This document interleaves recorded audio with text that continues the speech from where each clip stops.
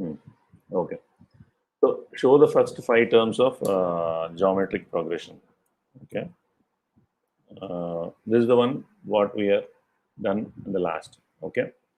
So here we are trying to define a new command, new function type geometric progression. Okay. And we are trying to write functions like this. Okay. So this is the function what we have. So this is the function name. These are called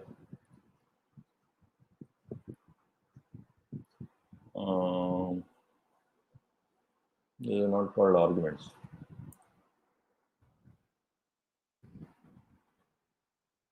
Yeah, these are called parameters. Okay. And when you call 2 and 4 is there, right? These are called arguments. Okay. And this is called the body of the function. And this is called calling. Okay. So you have a function name, you have the parameters. Okay. And each parameter will have what type of value. Okay.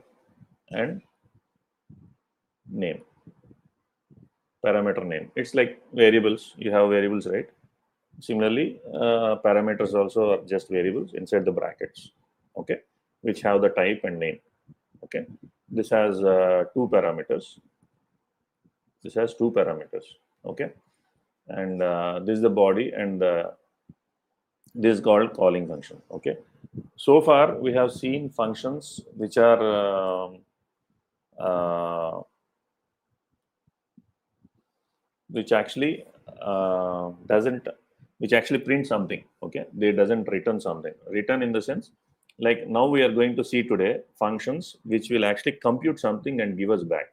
For example, if I want to square of a number, it will do the computation of if I want a power b, it will actually do and return give me that. Or if I want something like sum of the digits of a number, it will actually give me back. Okay, so those things we'll see today. But before that, I want you to be clear about these terms. Okay, if you have a book beside you, write down these things. Okay, this is called function name, uh, parameters. Okay, and parameter type and name, function body, function arguments, calling a function. Okay, and this one is called return type. Okay, what type of data you're returning. Okay, these are the functions that we have written so far doesn't return anything. They don't return they return nothing. Okay, that's why they're called gadgudu. Gadgudu ante em ledani. Okay, so it doesn't return anything. Okay, these are 7. So a function, this is the vocabulary. Okay, this vocabulary is needed for 2 things, 3 things actually. First, the purpose of these 3 things is to read documentation. Okay, to understand the errors come when you run the program, whatever errors you get, to understand those errors and to communicate with team members.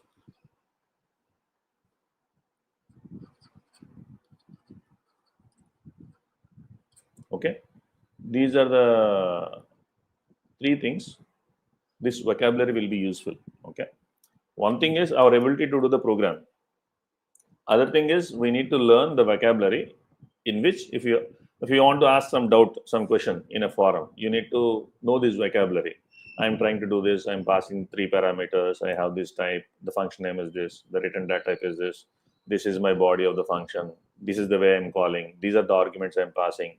Okay, if you want to communicate, this is the way you communicate. Also, when you run the program, the error also will use these terms, these vocabulary. Okay, so that is the reason we need to learn this vocabulary. Okay, let me finish. some color. Yeah.